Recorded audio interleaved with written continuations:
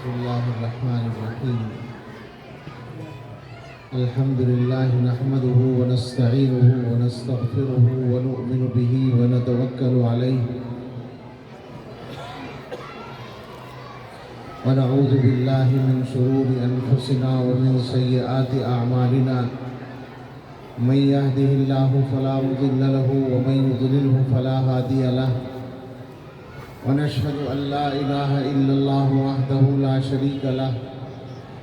ونشهد أن سيدنا ونبينا ومولانا محمدا عبده ورسوله صلى الله تعالى عليه وعلى آله وأصحابه وبارك وسلم تسليما كثيرا. أما بعد فأعوذ بالله من الشيطان الرجيم. بسم الله الرحمن الرحيم.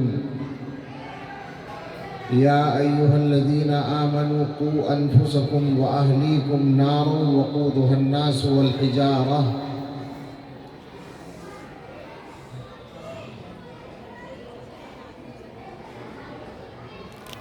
بسم الله الرحمن الرحيم.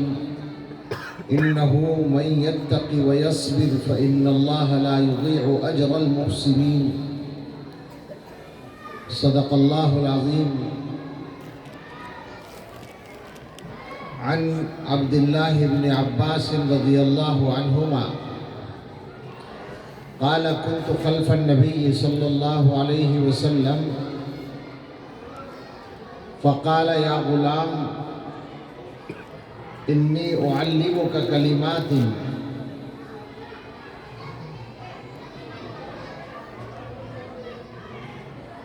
احفظ الله يحفظك احفظ الله تجده تجاهك إذا سألت فاسأل الله وإذا استعنت فاستعن بالله واعلم أن الأمة لم اجتمعت على أن ينفعوك بشيء لم ينفعوك إلا بشيء قد كتبه الله لك وإن اجتمعوا على أن يضروك بشيء لم يضروك إلا بشيء قد كتبه الله عليك رفعت الأقلام وجفت الصحف أو كما قال عليه الصلاة والسلام. سبحان ربك رب العزة عما يصفون وسلام على المرسلين والحمد لله رب العالمين. اللهم صل على سيدنا محمد وعلى آل سيدنا محمد وبارك وسلم. اللهم صل على سيدنا محمد وعلى آل سيدنا محمد وبارك وسلم. اللهم صل على سيدنا محمد وعلى آل سيدنا محمد وبارك وسلم.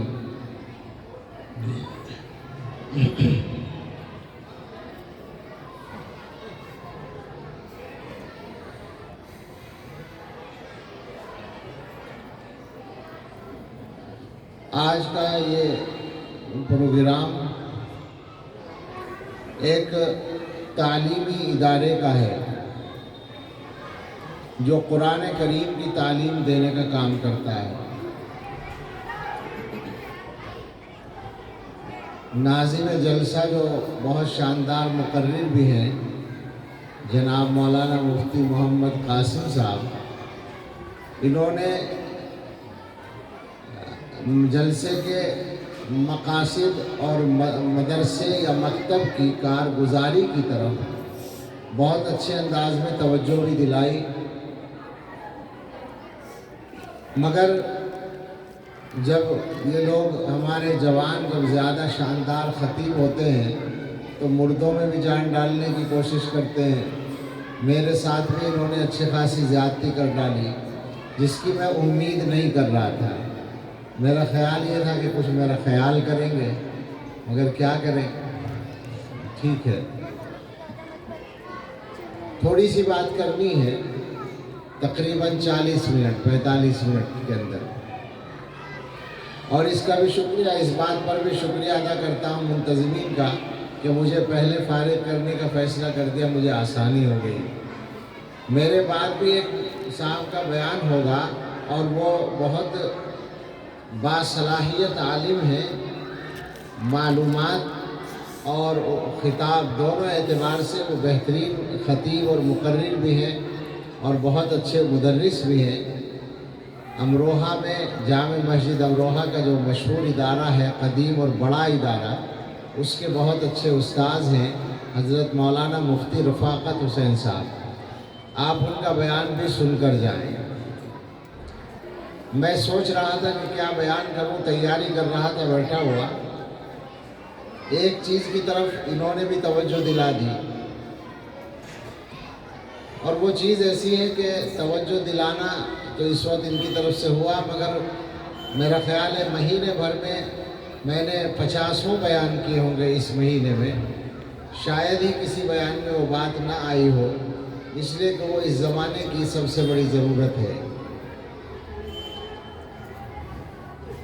اور ایک دو باتیں آج کل کے حالات کے تحت ہیں، حالات سے ہم لوگ کس طرح متاثر ہوتے ہیں یہ ہمیں معلوم ہے۔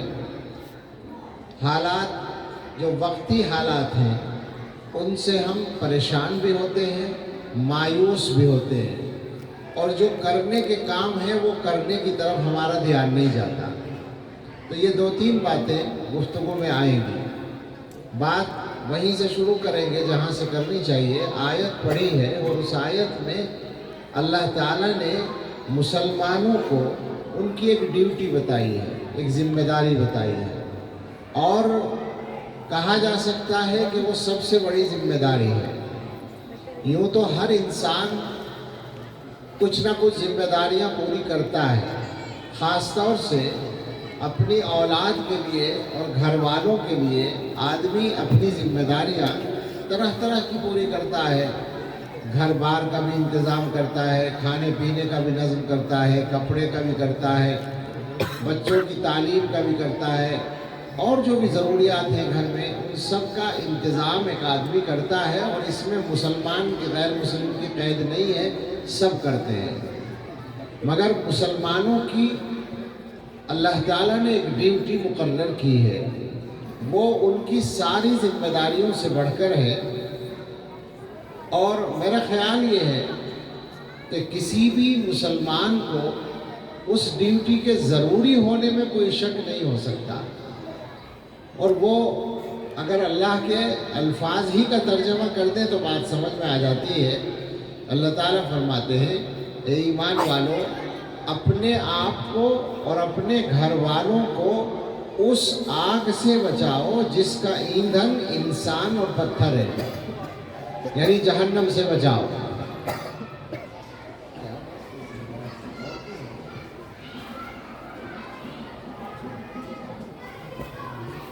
نہیں، بولنے سے تھوڑی رکیں گے، روکنے سے نہیں رکیں گے، ان کے یہاں آنے کا موقع غلط ہے، جگہ کا انتخاب صحیح ہے، مسجد میں ہوتا ہے انسان یا اور کوئی جگہ ہوگا نہیں کچھ۔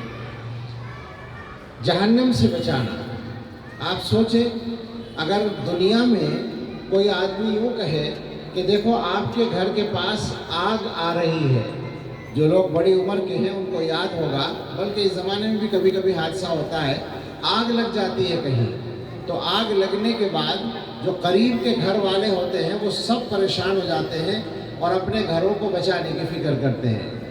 آج کل جو آگ لگتی ہے وہ عام طور سے بجلی سے لگتی ہے۔ ہمارے بچپن میں ہم نے دیکھا آگ چھپروں میں لگتی تھی، اور قریب کے گھر بھی چھپر کے ہوتے تھے، تو جتنا پانی اس گھر پر ڈالا جاتا تھا جہاں آگ لگی ہے، قریب کے گھر والے اپنے چھپروں پر بھی اسی طرح پانی ڈالتے تھے تاکہ بھیگ جائے اور آگ کو نہ پکڑے۔ یہ ہم نے خود دیکھا ہے، ہمارے گھر میں بھی ایک مرتبہ آگ لگی تھی، چھپر تھا سہسپور میں۔ تو آپ ذرا غور اے بچے، اے بیٹے، ان بچوں کو ایک بات سن لیں، اگر مجلس میں بٹھانا ہو تو استاد ساتھ بیٹھے، ورنہ بچوں کو نہ بٹھائیے۔ 2-4 باتیں کرنے کا موقع ان لوگوں سے کبھی کبھار ملتا ہے، کون سننے آ رہا ہے مولویوں کی باتیں؟ کوئی آ گیا پھنس گیا، سننے کا موقع دیجئے، سنانے کا موقع دیجئے۔ ہم لوگ کیا کریں آخر؟ سمجھ میں نہیں آتا ہے مسلمان کہاں جا کے رہیں گے، میری سمجھ میں نہیں آتا۔ اولاد کے سلسلے میں جتنی بڑی غافل یہ قوم ہے، اب بھی آپ خوش ہوتے ہوں گے کہ بڑا پڑھانے کا شوق ہو گیا ہے، بڑی تعلیم کا شوق ہو گیا مسلمانوں کو، غریب سے غریب آدمی اور جاہل سے جاہل آدمی اپنے بچوں کو پڑھا رہا ہے۔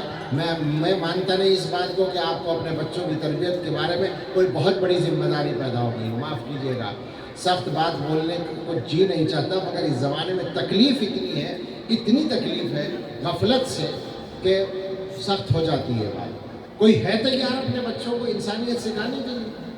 کسی نے سکھایا ہے بچوں کو مسجد میں بیٹھنے کا ادب یا کسی مجلس میں بیٹھنے کا ادب؟ بس ABCD رٹا دی اور سمجھ گئے کہ ہمارے بچے تعلیم یافتہ ہو۔ انسان بنانے کی کوشش کرو یار، اور جہنم سے بچانے کی فکر کرو، جا رہے ہیں جہنم کے راستے پر۔ بس دنیا کی 2-4 چیزوں کی فکر ہے، حالات خرابی کی طرف جا رہے ہیں۔ یہ کام اب کرنے کا نہیں ہے مولانا، یہ کام پہلے کرنے کا تھا۔ چھوڑ دو، جتنا سنیں گے سن لیں گے۔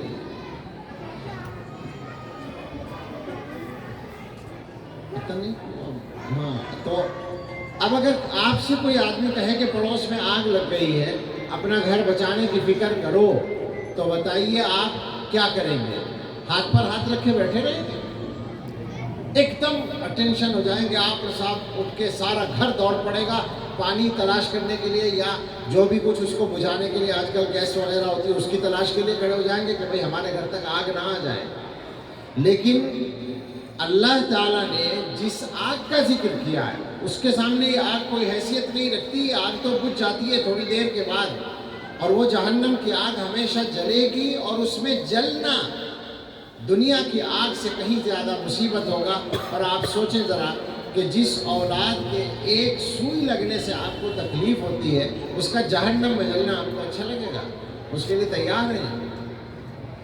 یہ ہے وہ آگ جس کے بارے میں اللہ تعالیٰ ڈیوٹی بتا رہے ہیں کہ بچاؤ اس آگ سے اپنے آپ کو اور اپنے بچوں کو، اپنے گھر والوں کو بچاؤ۔ ہم آپ سے پوچھتے ہیں، یہاں تو تھوڑے سے لوگ بیٹھے ہیں لیکن بات جہاں بھی پہنچے، کتنے مسلمان ہیں جن کو اپنے بچوں کو اس آگ سے بچانے کی سنجیدگی کے ساتھ فکر ہے؟ ہمارا حال تو یہ بنا ہوا ہے، ہماری باتیں ضروری نہیں کہ آپ کو اچھی لگیں، ہمیں یقین ہے اس بات کا کہ بہت سے لوگوں کو اچھی نہیں لگے گی، مگر ہم نے اللہ کے بھروسے پر یہ بات کہتے ہیں، بہت چھوٹے آدمی ہیں مگر اللہ سے ڈر کر کہتے ہیں، ہم نے طے کر رکھا ہے وہ بات کہیں گے جو اللہ کو اچھی لگے، ضروری نہیں کہ آپ کو اچھی لگے۔ مزاج یہ بنا ہوا ہے کہ ایک دینی جلسے پہ، میں ان کی بھی گوشمالی کر رہا ہوں، دینی جلسے پہ نظامت کرنے والا آدمی مجبور ہے کہ آپ سے قرآن پڑھانے کی بات کہے تو ساتھ میں انگریزی پڑھانے کا پیون جوڑے اس میں۔ کیا بات کرتے ہو یہ کہ بہترین عصری تعلیم کے ساتھ قرآن کی تعلیم ضرور دلائیں؟ ارے بھائی عصری تعلیم تو وہ دلا ہی رہے ہیں پہلے سے، کون جس کو توفیق ہے کون کوتاہی کر رہا ہے؟ یہ جو قرآن پڑھے بغیر مر رہے ہیں ان کی فکر کرو نا۔ ہم بچوں کی تعلیم کے لیے خود محنت کرتے ہیں، لوگوں کو سمجھاتے ہیں۔ آپ یہ نہ سمجھیں کہ آپ کے پڑھانے کی مخالفت ہو رہی ہے، پڑھائیے اور 100% پڑھائیے، تھوڑا پڑھا رہے ہیں زیادہ پڑھائیے، مسئلہ یہ نہیں ہے۔ بات میں مزاج کی کر رہا ہوں، مزاج جو ہے وہ یہ ہے کہ اصل وہ تعلیم ہے، تو ہمارا مفتی مجبور ہے آپ کے کانوں، غلطی ان کی نہیں ہے، آپ کے کانوں میں بات اس طرح پہنچائے کہ آپ سننے کے لیے تیار ہو جائیں۔ اگر وہ بیچارہ یوں کہے گا کہ ہر بچے کو قرآن پڑھائیے تو آپ کی طرف سے الزام لگ جائے گا کہ یہ دقیانوسی مولوی پرانی باتیں کرتے ہیں، تو وہ مجبور ہے آپ کو ہضم کرانے کے لیے۔ بھائی معاف کیجیے گا، میں شاہین باپ کو اپنے گھر کی طرح سمجھ کے بات کر رہا ہوں، اور بہت سارے میرے پرانے تعلق والے ہیں اس لیے ایسی بات کر رہا ہوں۔ آپ کو ہضم کرانے کے لیے، آپ کے کانوں میں اتارنے کے لیے مجبور ہے وہ یہ کہنے پر کہ عصری تعلیم کے ساتھ قرآن ضرور پڑھا لیں۔ عصری تعلیم کے ساتھ قرآن کیوں پڑھا لیں؟ جہنم سے بچانے کے لیے قرآن پڑھا لیں۔ عصری تعلیم جس کو کہتے ہیں انگریزی تعلیم یا اسکول کالج یونیورسٹی کی تعلیم ضرور پڑھائیں، میں 100 دفعہ کہتا ہوں پڑھائیں، میں جگہ جگہ یہ کہتا ہوں اسکول کھولیں لڑکوں کے لڑکیوں کے، مگر میں آپ سے ایک بات کہتا ہوں اور پوچھتا ہوں آپ سے، اگر کوئی آدمی اسکول کالج میں نہ پڑھے تو کیا ہوگا؟ میرا یہ سوال ہے، اسی پہ کرتے ہیں آج بات۔ ایک آدمی نے نہ اسکول پڑھا نہ کالج، کچھ نہیں پڑھا، کیا ہوگا؟ مر جائے گا وہ؟ بھوکا رہے گا وہ؟ مجھے بتائیں، بھوکا رہے گا، مر جائے گا؟ میں نے تو دیکھا ہے، اور یقیناً آپ نے بھی دیکھا ہوگا کہ پی ایچ ڈی کیا ہوا آدمی یا سی اے اور فلاں ایم بی اے اور بی بی اے اور کیا کیا ڈگریاں لیے ہوئے بیٹھا آدمی انگوٹھا ٹیک آدمی کا ملازم ہوتا ہے۔ آپ نے خوب دیکھا ہوگا کہ وہ اپنے باس کو چیک بنا کر دے رہا ہے یا بل بنا کر دے رہا ہے، اور باس صاحب دستخط کرنا نہیں جانتے، انگوٹھا لگا رہے ہیں۔ روٹی کس کو زیادہ مل رہی ہے؟ اس ان پڑھ کو جس نے اسکول کا منہ نہیں دیکھا۔ کس چکر میں ہے، کس دھوکے میں پڑے ہوئے ہیں؟ آپ مجھے بتائیں، انگریزی کہاں کے لیے پڑھائی جاتی ہے؟ روزگار ہی کے لیے تو پڑھائی جاتی ہے، اور کہاں کے لیے؟ لیکن اس کے بغیر بھی روزگار مل جاتا ہے۔ صرف اتنا سا فائدہ ہوتا ہے کہ ان پڑھ آدمی کو اکثر عزت کے ساتھ نہیں ملتی اور زیادہ محنت کرنی پڑتی ہے۔ یہ ہوتا ہے، مزدوری کرنی پڑتی ہے، کہیں بوجھ اٹھا رہا ہے، کہیں پھاوڑا چلا رہا ہے، کہیں پلمبر بنا ہوا ہے، کہیں ہیلپر بنا ہوا ہے کسی کا، یہ سب کرنا پڑتا ہے اس کو، تو ذرا سا عزت کم ہوتی ہے اور محنت زیادہ ہوتی ہے، اس طرح ملتی ہے۔ اور جو آدمی پڑھ لیتا ہے اسے شاید کچھ آسانی کے ساتھ مل جاتی ہے اور کچھ عزت کے ساتھ، وہ بھی ضروری نہیں۔ لیکن آخرت میں اللہ تعالیٰ کی رضا قرآن پڑھے بغیر نہیں ملے گی، وہ پکی بات ہے، اس میں کوئی دوسرا راستہ نہیں ہے۔ یہ نہیں پڑھے گا اسکول میں تو بھی بھوکا نہیں مرے گا، لیکن اللہ کے یہاں جہنم میں جانے کا خطرہ ہو جائے گا اگر قرآن نہیں پڑھا ہے، اگر دین نہیں پڑھا ہے۔ مسلمان اپنے سوچنے کا انداز ذرا سا بدلیں۔ ہر آدمی تو مفکر ہے ہمارے یہاں، جب کسی سے بات کرو تو کوئی بات سننے کے لیے تیار نہیں۔ عام علماء کی تو بات نہیں سنتے لوگ۔ عام کا مطلب یہی جو آپ کے قریب لوگ رہتے ہیں، یہ دور دراز سے کوئی آ جاتا ہے ہم جیسا تو اس کی تھوڑی بہت کڑوی کسیلی خاموشی سے سن لیتے ہیں، ورنہ تو کون بات کر رہا ہے مولویوں سے، اور کون سن رہا ہے مولویوں کی بات؟ ماننے کو تیار نہیں ہے۔ اور حال یہ ہو رہا ہے کہ ذلت کی انتہا میں پہنچتے جا رہے ہیں۔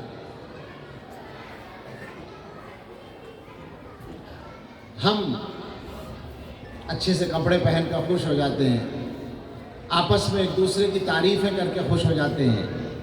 ہم نے یہ سمجھا ہے کہ یہ سب عزت ہے۔ ساری دنیا کے مسلمان مل کر دنیا کے کسی بڑے فیصلے میں ایک رائے اپنی منوا سکیں، مجھے بتائیں۔ دنیا کے فیصلوں میں ساری دنیا کے مسلمان مل کر کوئی تبدیلی کرا سکیں؟ ہو سکتا ہے اس زمانے میں ایسا؟ اللہ کے رسول صلی اللہ تعالیٰ علیہ وسلم نے بتایا تھا کہ تمہاری جو حیثیت ہوگی ایک زمانے میں جب تمہارے دلوں کے اندر کمزوری آ جائے گی، ایمان کی کمزوری آ جائے گی، تو موت سے ڈرنے لگو گے، تو اس زمانے میں تمہاری پوزیشن جو ہوگی وہ ایسی ہوگی جیسے رو کا پانی، سیلاب کا پانی، نالے کا پانی، اس کے اوپر جھاگ اور کوڑا کرکٹ چلتا ہے، بہتا ہے۔ اس کی کیا حیثیت ہے؟ اللہ کے رسول صلی اللہ علیہ وسلم جو مثال دیتے ہیں وہ بڑی گہری ہوتی ہے۔ آپ غور کریں، پانی ادھر جا رہا ہے، کوڑا کرکٹ تنکے اور جھاگ اس کے بجائے ادھر آ جائیں، یہ ہے ان میں طاقت۔ پانی ادھر بہ رہا ہے، تنکے ادھر بہنا شروع کر دیں، یہ ہو سکتا ہے؟ نہیں ہو سکتا۔ حضور نے یہی مثال دی ہے ہماری کہ تمہاری حیثیت ایسی ہو جائے گی کہ دنیا حالات کو جس رخ پر بہا کر لے جا رہی ہوگی اس کے الٹا لے جانے کی تمہارے اندر ہمت نہیں ہوگی۔ یعنی دنیا غلط راستے پر لے جا رہی ہوگی حالات کو، تم واپس صحیح راستے پر لانا چاہو تو لا نہیں سکو گے، تمہاری یہ پوزیشن ہی نہیں ہوگی۔ غصہ ان کا غصہ السیل، اس کے اوپر بہنے والے تنکوں کی طرح اور جھاگ کی طرح تمہاری حیثیت ہو جائے گی۔ وہی حیثیت ہماری ہو رہی ہے اس وقت میں، اور پھر آگے ہمارا یہ حال ہے، معاف فرمائیں، کہ جب کوئی بات پیش آ جاتی ہے تو ہم غور کرنا شروع کرتے ہیں کہ ایسا کیوں ہوا۔ یہ ہمارا حال ہے۔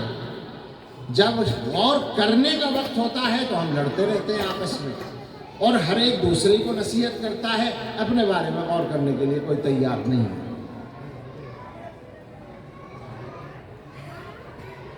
تو ایک موضوع تو یہ تھا جو ذرا دوسرے انداز سے پیش ہوا، لیکن آپ غور کریں کہ حالات بڑے سنگین ہیں۔ حالات کا مطلب یہ نہیں ہے کہ یو پی میں فلاں کی حکومت آ گئی اور اتراکھنڈ میں فلاں کی آ گئی، یہ حالات میں مراد نہیں لے رہا ہوں۔ یہ حالات ہمارے اعمال کے مقابلے میں کم خراب ہیں،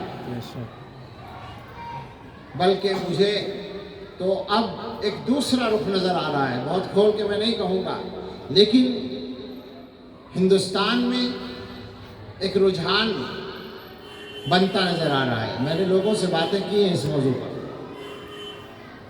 ہماری دنیا کی ضرورتیں، کاروبار کے معاملات اور جان کی حفاظت وغیرہ کے معاملات، اور زیادہ تر کاروبار کے، ان میں کچھ آسانیاں دی جائیں گی اور نظام کو کچھ بظاہر بہتر بنایا جائے گا، اور دین و مذہب کے سلسلے میں جو اپنے ان کے ارادے ہیں وہ پورے کرنے کی کوشش کی جائے گی، اور مسلمانوں کو تسلی دے دی جائے گی کہ تمہاری تو جان مال محفوظ ہے، اور مسلمان اس پر راضی ہو جائے گا، اس لیے کہ مسلمان کے ایمان میں دم نہیں ہے۔ وہ دنیا کی ضرورت پوری ہونے پر خوش ہو جائے گا کہ ہاں ٹھیک ہے، ہمارا کام چل رہا ہے۔ آپ کو معلوم ہے نا یہ بات کہ روٹی مل جائے تو جانور بھی خوش ہو جاتا ہے۔ میں یہاں تک کہنا نہیں چاہتا تھا مگر کہہ دیا میں نے، تو سب سن لیں آپ اور سمجھ لیں کہ ہم اسی پوزیشن پہ آ رہے ہیں۔ حالات اس طرح کے ہیں۔ حالات یہ ہیں کہ آپ کے بچے اسکول جاتے ہیں، اب تو اسکول سے شروع ہو رہا ہے کام، اور مزید ہونے والا ہے۔ ایجوکیشن پالیسی جو مقرر ہو چکی ہے، پاس ہو چکی ہے، کابینہ اس کو منظور کر چکی ہے، اور اس کے مطابق قوانین بن رہے ہیں۔ تمام قوانین بن جائیں گے تو اسکولوں میں وہ مکمل آ جائیں گے۔ وہ پالیسی ایسی ہے، میں نے اس کو پڑھا ہے تو میں یہ ڈرتا ہوں کہتا ہوا، مگر کہے بغیر بھی ڈر ہی لگتا ہے کہ حالات یہ آ رہے ہیں کہ ہو سکتا ہے آپ کو یہ کرنا پڑے کہ آپ کا بچہ اسکول سے آئے تو آپ اس بچے سے کہیں کہ بیٹا کلمہ پڑھ لو، تم اسکول سے آ رہے ہو، تم اسکول سے آ رہے ہو، کلمہ پڑھ لو، ہو سکتا ہے ایمان چلا گیا ہو۔ اس طرح کے حالات آ چکے ہیں، آ رہے کا لفظ غلط ہے، آ چکے ہیں۔ جب وہ پالیسی منظور ہو چکی ہے تو اور کیا ہوگا؟ یہ تو ہو رہا ہے، اور اس کے علاوہ پہلے سے جو ہو رہا ہے وہ یہ ہے کہ آپ تو اس علاقے میں بیٹھے ہیں جہاں جامعہ ہے، جہاں تعلیمی ادارے ہیں بہت سارے، اور اسی دلی کے اندر اور بہت ساری یونیورسٹیاں ہیں۔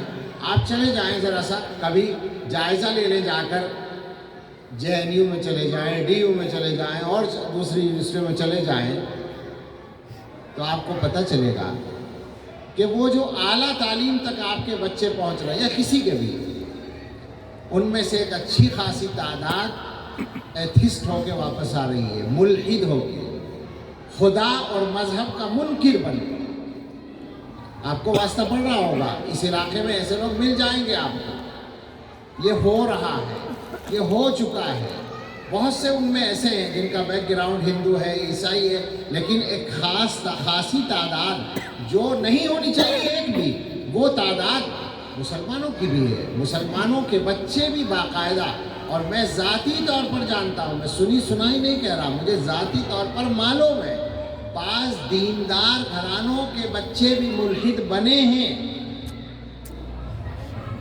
اب آپ مجھے بتائیں کہ بچوں کی روزی روٹی سیدھی کرنے کے نام پر آپ نے ان کو ہمیشہ کے لیے جہنم کے اس میں جھونک دیا، آپ راضی ہیں اس صورتحال پر؟ کتنی خطرناک بات ہے، بہت سنگین صورتحال ہے، سنبھالنے کی ضرورت ہے، اور اس کے لیے ضروری ہے یہ غفلت دور کرنا، جس پر مجھے غصہ آ رہا تھا۔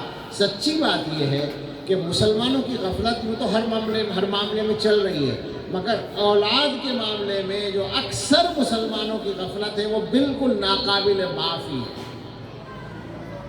میں بہت سی جگہ رات کو بیان کرتا ہوں 10-11، اب بھی ایسا ہی ٹائم ہو رہا ہے شاید، تو میں بعض لوگوں سے پوچھتا ہوں، بیان میں پوچھتا ہوں، گاؤں دیہات میں بھی پوچھتا ہوں کہ آپ یہاں بیٹھے ہوئے بیان سن رہے ہیں، بہت اچھا کام کر رہے ہیں یقیناً، کیا آپ مجھے بتا سکتے ہیں کہ آپ میں سے جس کا بیٹا 15 سال سے 25 سال کے بیچ ہے، شادی شدہ نہیں ہے، بالغ لڑکا ہے اور شادی نہیں ہوئی ہے، کوئی باپ بتا سکتا ہے کہ اس کا وہ بیٹا اس وقت کہاں ہے اور کیا کر رہا ہے؟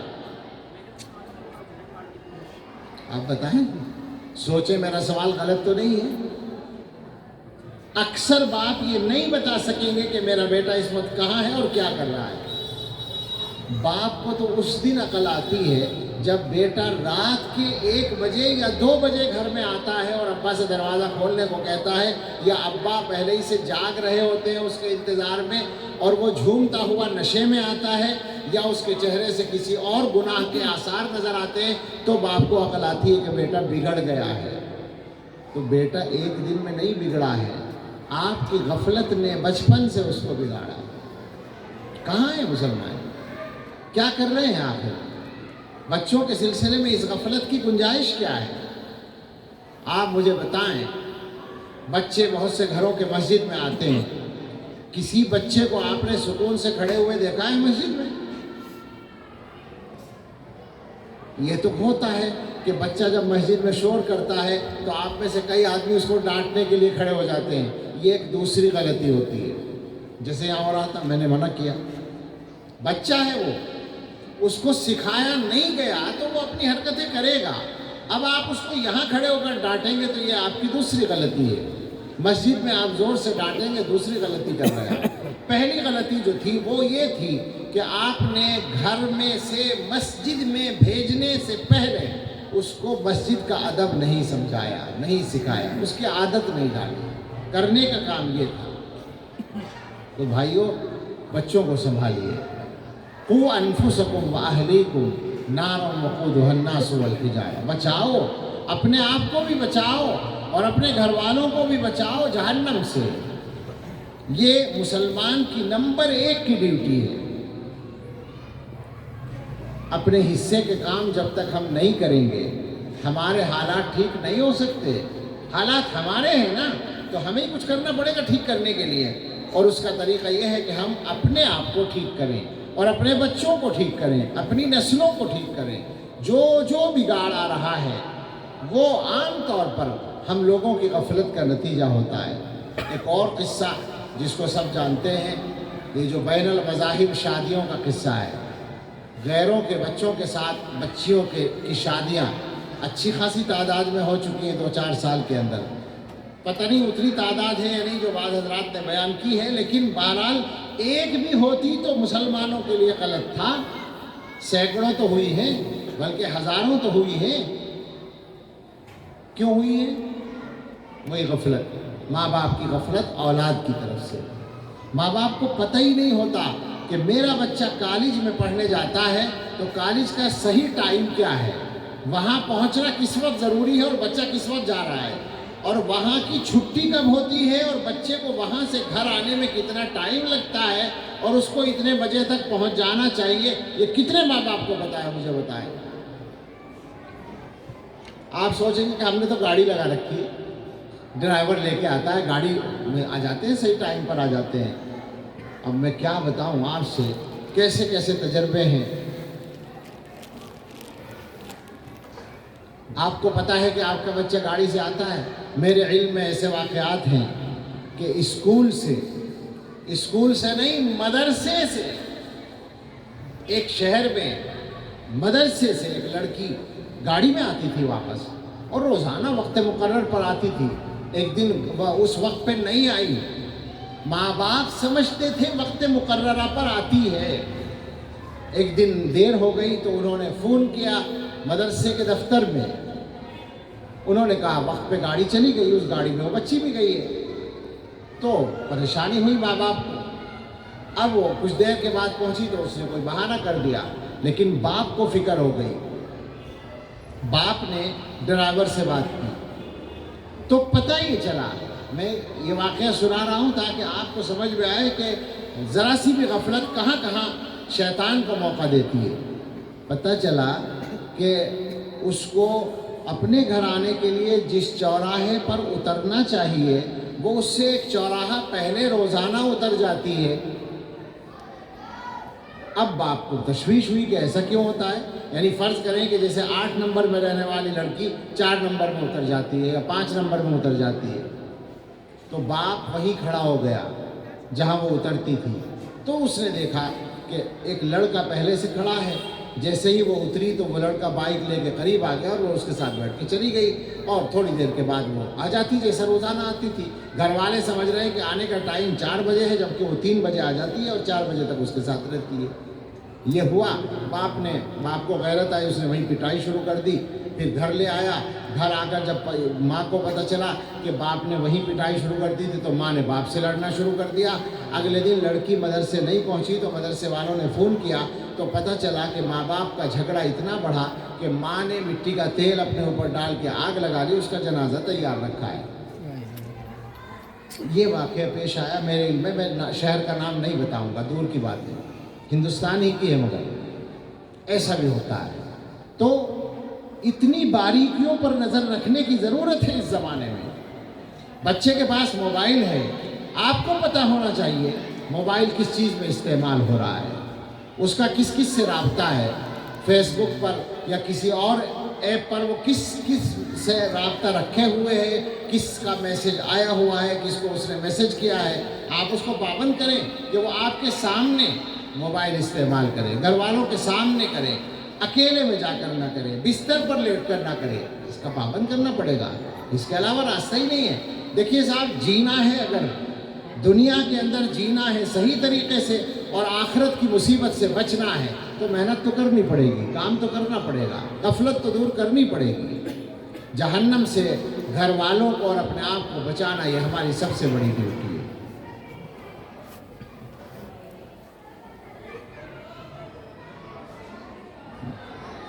ایک مضمون اور جو میرے ذہن میں تھا وہ بیان کر دوں۔ اللہ اکبر، عجیب بات ہوئی ہے۔ کل میں ایک جگہ بیان کر رہا تھا، وہاں بہت سارے لطیفے یاد آ رہے تھے، بڑا سنجیدہ بیان بھی لطیفوں کے ساتھ چل رہا تھا، اور یہاں جو ہے موڈ دوسرا ہو گیا۔ معاف کیجئے گا مگر مت کیجئے گا، اس لیے کہ میں نے جو کچھ کہا اللہ کے لیے کہا ہے، اللہ کے لیے سمجھ لیجئے گا، دلوں تک پہنچا دیجئے گا اور دوسروں تک پہنچائیے گا۔ میں نے ایک حدیث پڑھی ہے، حضرت عبداللہ ابن عباس رضی اللہ تعالیٰ عنہما سناتے ہیں، حضور کے چچا بھائی ہوں اور چھوٹے سے تھے حضور کی حیات میں، لیکن حضور کے قریب رہتے تھے، بڑا علم اللہ نے ان کو دیا۔ فرماتے ہیں کہ ایک دن میں حضور صلی اللہ علیہ وسلم کے پیچھے چل رہا تھا، کنت خلف النبی صلی اللہ علیہ وسلم، تو آپ نے فرمایا او لڑکے یا غلام، ان کو مخاطب کیا آپ نے، او لڑکے اعلمک کلمات، میں تمہیں چند باتیں سکھاتا ہوں۔ وہ چند باتیں ایسی ہیں کہ ذرا ہمارے ماحول میں ان کی ضرورت ہے، اور ایک کی طرف میں اشارہ بھی کر چکا ہوں، اس کو بیان کروں گا۔ فرمایا احفظ اللہ یحفظک، پہلی بات فرمائی اللہ کی حفاظت کرو، اللہ تمہاری حفاظت کرے گا۔ اللہ کی حفاظت کرو، ظاہر ہے اللہ کو ہماری حفاظت کی ضرورت نہیں ہے۔ اللہ کی حفاظت کا مطلب ہے اللہ تعالیٰ کے احکام کی حفاظت کرو، اللہ تعالیٰ کی حدود کی حفاظت کرو۔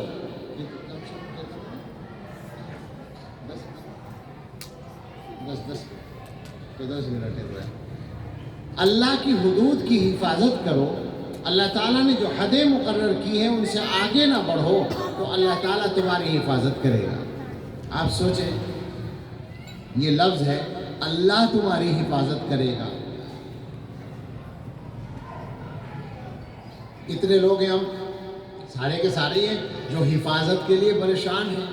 حضور بتا رہے ہیں اللہ کے احکام کی حفاظت کرو، اللہ تعالیٰ تمہاری حفاظت کریں گے۔ ہو جائے گی آسانی یا نہیں ہوگی؟ آگے فرمایا احفظ اللہ تجدہ تجاہک، اللہ کے احکام کی حفاظت کرو، اللہ کو تم اپنے سامنے پاؤ گے۔ اللہ کو اپنے سامنے پاؤ گے یعنی جہاں تمہیں اللہ کی مدد کی ضرورت ہوگی اللہ تعالیٰ کی مدد وہیں پہنچ جائے گی۔ آپ غور کریں کتنا آسان کیا ہے حضور علیہ السلام نے، اور کتنا مسئلہ ہی حل کر دیا ہمارا ہمیں قدم قدم پر اللہ تعالیٰ کی حدود کی اللہ تعالیٰ کی مدد کی ضرورت ہوتی ہے. تو حضور نے بتایا کہ تم اللہ کے احکام اور اللہ کے حدود کی حفاظت کرو تو اللہ تعالیٰ تمہاری مدد کریں گے اور ہر قدم پر مدد کریں گے. بیٹے بیٹھ جاؤ، پانی کسی کو چاہیے گا وہ مانگ لے گا، تقسیم کرنے کی ضرورت نہیں. ایک تو ہوتی ہے دعوت، وہاں مہمانوں تک پانی پہنچایا جائے. ایک ہوتی ہے اس طرح کی مجلس، وہاں لوگ سننے کے لیے بیٹھے ہیں، دعوت کھانے کے لیے نہیں بیٹھے ہیں. پانی اور موسم بھی بہت ابھی گرم نہیں ہے جس میں سب لوگوں کو پانی کی ضرورت ہو، خیال رکھو اس کا. تو اللہ کی مدد کی قدم قدم پر ضرورت ہوتی ہے. حضور فرما رہے ہیں کہ اللہ کے احکام کی حفاظت کرو، اللہ کو تم اپنے سامنے پاؤ گے. آگے فرمایا اذا سألت فاسأل اللہ، جب کچھ مانگنا ہو تو اللہ سے مانگو. اب اس ایک جملے پر آپ جتنا چاہے غور کر لیں اور جتنی چاہے بات کر لیں. ہم لوگ کیا کر رہے ہیں؟ اللہ کے علاوہ سب سے مانگ رہے ہیں. ہمارا جو حال ہے وہ یہ ہے، اللہ ہی سے نہیں مانگتے، باقی سب سے مانگتے ہیں، سب سے مطالبے کرتے ہیں اور کوئی نہیں سنتا. اللہ تعالیٰ کے علاوہ جتنے بھی ہیں وہ سب انسان ہیں، اور انسان خود محتاج ہوتا ہے. اس کو یہ پسند نہیں ہوتا کہ آپ اس سے مانگیں. انسان مانگنے سے خوش نہیں ہوتا. تجربہ کر لیں، اور کر رکھا ہے تجربہ. مجھے ایمانداری سے بتائیں کبھی کسی سے قرض مانگا ہو تو نگاہیں نیچی ہوئی یا نہیں ہوئی؟ کوئی انسان خوش نہیں ہوگا مانگنے سے. آپ حکومت کے پاس مطالبے لے کر جاتے ہیں تو 70 تعریفیں، جھوٹی تعریفیں اس ذرا سے آدمی کی کرتے ہیں جس کے پاس اتفاق سے کچھ دنوں کے لیے ایک عہدہ ہے. اس کی 70 تعریفیں کر کے ایک چھوٹا سا اس سے مطالبہ کرتے ہیں، اور پھر وہ اگر کر دے وہ کام تو ساری عمر کے لیے آپ کے اوپر احسان رکھا جاتا ہے. اور اللہ تعالیٰ سے مانگنے کے کتنے تجربے ہیں. اگر کیے ہیں آپ نے تو ذرا یاد کر لیں، اور جن لوگوں نے کر رکھے ہیں ان سے پوچھ لیں. اللہ سے روزانہ مانگتے ہیں اور روزانہ ملتا ہے. اور اللہ اکبر، جتنا مانگتے ہیں اللہ سے کیا ہوتا ہے. اکبر کا شعر یاد آیا، خدا سے مانگ جو کچھ مانگنا ہو اے اکبر، یہی وہ در ہے جہاں آبرو نہیں جاتی. اور ہمارا حال یہ ہے کہ دنیا کے سامنے سر جھکا رہے ہیں. اور پتہ نہیں کس کا شعر ہے، ہر در پہ جو جھک جائے اسے سر نہیں کہتے. ہم مسلمانوں کا سر آج کل ایسے ہی بنا ہوا ہے، ہر در پہ جھک رہا ہے. ہر در پہ جو جھک جائے اسے سر نہیں کہتے، اور سر جس پہ نہ جھک جائے اسے در نہیں کہتے. وہ در جس پہ سر جھکتا ہے وہ اللہ کا در ہے. اذا سألت فاسأل اللہ، جب مانگنا ہو تو اللہ سے مانگو. وَإِذَا اسْتَعَنْتَ فَاسْتَعِنْ بِاللَّهِ، اور جب مدد مانگنی ہو تو بھی اللہ ہی سے مدد مانگو، اور کسی سے مدد مت مانگو. نہ مزار پر جاؤ، نہ کسی زندہ آدمی کے سامنے ہاتھ پھیلاؤ. عجیب بات ہے، زندوں سے تو مدد کم مانگتے ہیں، مردوں سے زیادہ مانگتے ہیں. لوگ مزاروں پہ جا جا کے دعائیں کرتے ہیں اور مانگتے ہیں ان سے. کتنی حماقت کی بات ہے، اور اللہ تعالیٰ کی شان میں کتنی بڑی گستاخی کی بات ہے، اور بگاڑ اس حد تک ہے. اللہ کرے یہاں نہ ہو، لیکن کہاں نہیں ہے، ہر جگہ ہے. مدینہ منورہ میں دیکھا گیا کہ مسجد نبوی میں ایک جوان گھر فون کر رہا ہے اپنی ماں کو کہ ماں میری طبیعت خراب ہے، ذرا بابا کے مزار پہ جا کے دعا کر دو. تو جو صاحب سن رہے، سچا واقعہ ہے، جو صاحب سن رہے تھے انہوں نے کہا کہ سارے باباؤں کے بابا حضرت محمد صلی اللہ علیہ وسلم یہاں ہے، تو الو کیسا بیوقوف آدمی ہے کہ وہاں فون کر رہا ہے بابا کے مزار پہ جا کے دعا کرنے کے لیے. مگر جب دماغ بگڑ چکا ہوتا ہے تو یہی حال ہوتا ہے. یہ مزاروں پر جانے والے طبقے کا یہی حال ہے. مگر جو مزاروں پہ نہیں جاتے وہ نہیں جاتے، لیکن جو ہم دیوبندی کہلاتے ہیں ہم بھی آدھے کچھ اسی طرح کے کام کرتے ہیں. حضور فرماتے ہیں جب بھی مدد مانگنی ہو تو صرف اللہ سے مانگو. اور آگے والی بات تو خاص طور سے عام ہے بالکل ہم لوگوں کے درمیان. حضور علیہ السلام نے فرمایا وَعْلَمْ، یاد رکھو. یہ آج کل کے حالات کے تناظر میں بھی آپ سمجھ لیں. ہو رہا ہے نا کہ ایسا ہو گیا ویسا ہو گیا، اس کی حکومت آ گئی، اس کا وہ ہو گیا، اب ہمارا کیا ہوگا. عجیب صورتحال ہے. مایوسی ایک دم آتی ہے، گھبراہٹ ایک دم آتی ہے، ارے بھائی ہم نے کون سا جرم کیا ہے جو ہم ڈرے خواہ میں؟ اپنے اللہ سے اپنا رشتہ مضبوط کرو۔ انسانوں سے ڈرنے کا مطلب کیا ہے؟ اور کیا اللہ تعالیٰ نے تمہاری تقدیر انسانوں کے ہاتھ میں دے دی ہے؟ حضور علیہ السلام جو حضرت عبداللہ ابن عباس رضی اللہ عنہما سے فرما رہے ہیں اس کو سمجھیں۔ بہت سادہ لفظوں میں حضور نے مضبوطی سے بات فرما دی، وَعْلَمْ، یہاں بلا لیں ان کو بس، وَعْلَمْ أَنَّ الْأُمَّةَ لَوِ اجْتَمَعَتْ عَلَىٰ أَن يَنْفَعُوكَ بِشَيْءٍ لَمْ يَنْفَعُوكَ إِلَّا بِشَيْءٍ قَدْ كَتَبَهُ اللَّهُ لَكَ۔ یاد رکھو، اگر ساری امت، سارے لوگ مل کر تمہیں کوئی فائدہ پہنچانے کا ارادہ کریں تو وہی فائدہ پہنچا سکتے ہیں جو اللہ نے تمہارے لیے لکھ رکھا ہے۔ لوگ چاہیں تمہیں فائدہ پہنچانا اور اللہ تعالیٰ نہ چاہے نہیں پہنچے گا۔ جو فائدہ کسی نے تمہیں پہنچایا وہ اللہ نے پہلے لکھ رکھا تھا تمہارے لیے، اس لیے پہنچا۔ اور آگے فرمایا، یہ تو اور زیادہ یاد رکھنے کی بات ہے، اور سے یاد رکھے گا، کیونکہ اس میں تو ہمارے بھائی بہت مبتلا ہیں اور بھائیوں سے زیادہ بہنیں مبتلا ہیں کہ فلاں نے یہ کرا دیا، فلاں نے وہ کرا دیا، بیماری اس لیے کہ اس نے جادو کرا دیا اور فلاں پہ اثر ہو گیا، فلاں پہ یہ ہو گیا۔ فرمایا وَلَوِ اجْتَمَعُوا عَلَىٰ أَن يَضُرُّوكَ بِشَيْءٍ لَمْ يَضُرُّوكَ إِلَّا بِشَيْءٍ قَدْ كَتَبَهُ اللَّهُ عَلَيْكَ۔ اور یاد رکھو کہ اگر سارے لوگ مل کر تمہیں کوئی نقصان پہنچانا چاہیں تو صرف وہی نقصان پہنچا سکتے ہیں جو اللہ کی طرف سے تمہارے لیے لکھا گیا ہے۔ جفت الاقلام ورفعت الصحف، حضور نے فرمایا اللہ تعالیٰ نے بندوں کی تقدیریں لکھ دی، قلم سوکھ گئے، صحیفے اٹھ گئے، مکمل ہو گئے، جو ہونا تھا وہ ہوگا، مقرر ہے وہی ہوگا۔ ایسا نہیں ہے کہ فلاں آدمی ایسا کر دے گا اور فلاں آدمی ایسا کر دے گا۔ انسانوں پر اس طرح کا یقین اور اللہ پر یقین نہیں، عجیب بات ہے۔ کوئی آدمی وعدہ کرتا ہے، آپ کسی سے کچھ کہتے ہیں کسی چیز کے لیے، وہ وعدہ کرتا ہے کہ میں کل دے دوں گا، آپ کو یقین ہوتا ہے اور آپ اللہ سے دعا کرتے ہیں، اللہ نے قرآن میں وعدہ کر رکھا ہے کہ دعا کرو میں قبول کروں گا، یقین ہی نہیں ہوتا۔ دعا کرتے ہیں بغیر یقین کے کرتے ہیں، اللہ تعالیٰ پر بھروسہ ہی نہیں کرتے ہیں۔ یہ مسلمانوں کے ایمان والی باتیں نہیں ہیں۔ ہمیں اپنے حالات کو اگر ٹھیک کرنا ہے تو بدلنا پڑے گا۔ اور آخر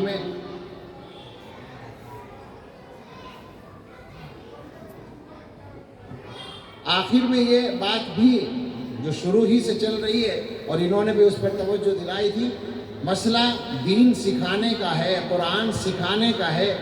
آپ جو چاہیں کریں اور کرائیں بچوں کو، اور جو چاہیں پڑھیں اور پڑھائیں، مگر یہ بات یاد رکھیں قرآن پڑھے بغیر کام چلنے والا نہیں ہے۔ اور آپ جانتے ہیں مسلمانوں میں کتنے لوگ قرآن پڑھے ہوئے ہیں؟